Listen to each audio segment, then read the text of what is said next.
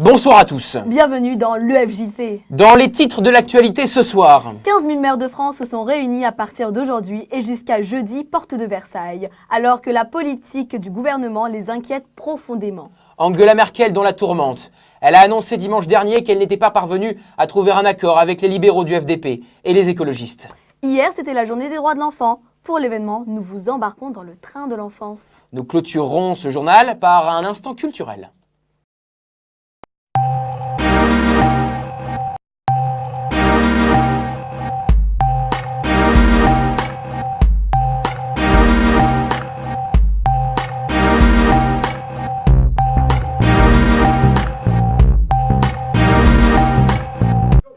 C'est dans un contexte politique particulièrement tendu que s'est ouvert aujourd'hui le 100e congrès des maires de France. Alors que l'État décide de mettre les élus à la diète financière, ces derniers grognent contre la politique d'Emmanuel Macron. Nos envoyés spéciaux sont sur le terrain, Amandine Niles et Théo Perros. Pour le 100e congrès des maires de France, les élus veulent se faire entendre. Beaucoup pensent être désavantagés par la réforme de la taxe d'habitation. Même si plusieurs personnalités sont attendues, les représentants de petites communes répondent présents. Parmi eux, Dominique Canal, maire de Labastide-du-Haumont, qui fait partie de la communauté de communes de Figeac dans le Lot, estime qu'elle aura encore moins de moyens pour mener à bien ses projets. C'est évidemment une commune très agricole, beaucoup d'agriculteurs, pas beaucoup d'industrie autour. Voilà. Donc nous venons ici un peu parce qu'on trouve que le territoire rural est un peu oublié de M. Macron. Alors on espère qu'il va nous écouter et c'est vrai qu'on a peur de perdre notre identité de petite commune parce qu'on nous pousse à rentrer dans des communes nouvelles et dans des grandes communautés. Donc nous sommes déjà dans une grande communauté de 92 communes et c'est assez difficile de se faire entendre. Nous, surtout dans nos communes, c'est surtout la voirie qui nous coûte très cher. Voilà, c'est là-dessus qu'on met beaucoup d'argent. Donc on ne veut pas augmenter non plus les autres taxes par rapport à la taxe d'habitation. D'après un rapport de la Commission des finances du Sénat, la réforme de la taxe d'habitation aura un impact majeur sur les finances des petites communes.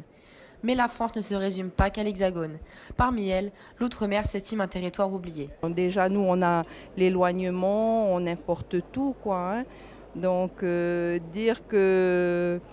on peut dire qu'on n'aura jamais suffisamment pour mener à bien tout ce qu'on souhaiterait faire, quoi, au niveau des communes. On dit qu'on est français et tout, donc on fait partie de la France aussi, donc ne nous oubliez pas.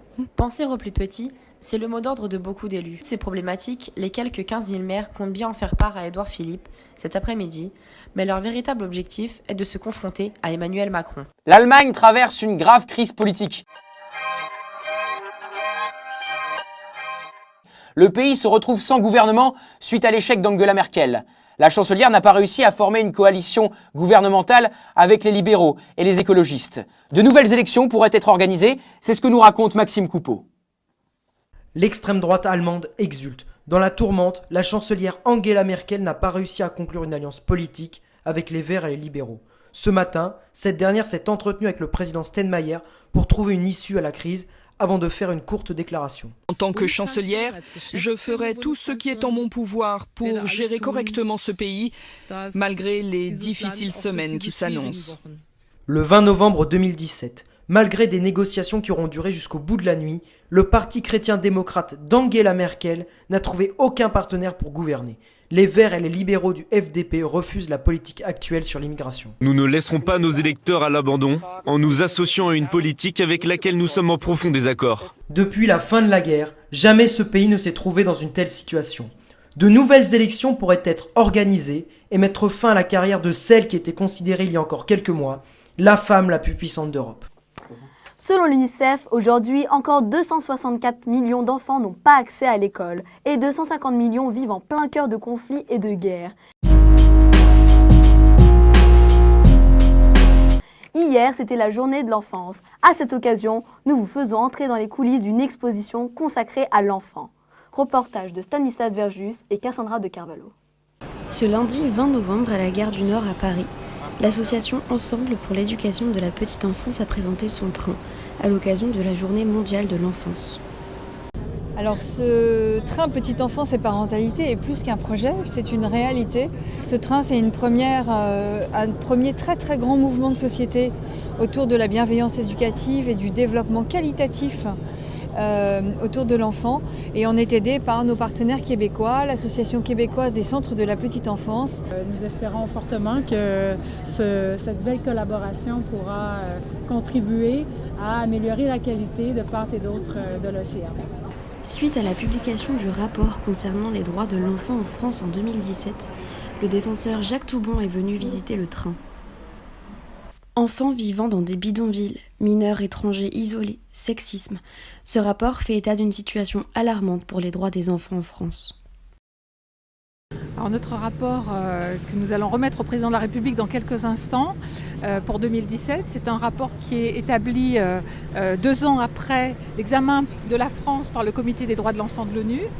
Et ce rapport fait le point sur l'ensemble de la situation des droits de l'enfant dans notre pays. Il montre aussi, notre rapport, les difficultés liées aux inégalités territoriales et aux inégalités. Merci beaucoup. Au revoir. Au revoir. Aux inégalités sociales et territoriales qui pèsent sur l'avenir et le devenir de nombreux enfants dans notre pays. Malgré ces initiatives, la France reste en 2017 mauvais élève en matière de droits de l'enfant. C'est l'heure de notre instant culture.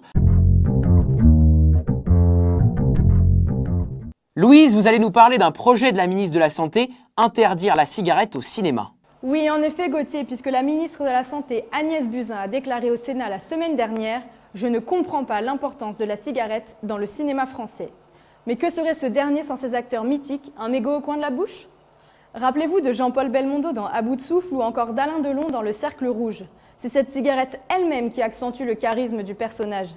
Au même titre, imaginez Gainsbourg derrière son piano, sans ce nuage de fumée au-dessus de ses doigts parcourant les touches. L'image ne devient-elle pas moins belle ? En plein milieu du mois sans tabac, cette polémique émane de la sénatrice PS Nadine Grelet-Certenais. C'est lors de l'examen du budget de la sécurité sociale qui a vu l'augmentation du prix du paquet de cigarettes que cette dernière s'est prononcée contre l'incitation culturelle à fumer. D'après une étude réalisée par la Ligue contre le cancer, c'est plus de 70% des films français qui mettent à l'image au moins une personne en train de fumer. Tandis que certains députés semblent pour cette interdiction de la cigarette sur grand écran, beaucoup de citoyens français y voient, eux, une atteinte au 7e art. Le philosophe Raphaël Enthoven déclare d'ailleurs sur Europe 1 « Injecter de la morale dans le 7e art, c'est comme verser du coca dans un château Lafite ». Merci Louise. Je tiens à préciser que pendant votre chronique, Agnès Buzyn s'est exprimée sur Twitter et a affirmé qu'on avait déformé ses propos et qu'elle ne souhaitait pas interdire la cigarette au cinéma. C'est la fin de cette édition. Merci de l'avoir suivi. À demain.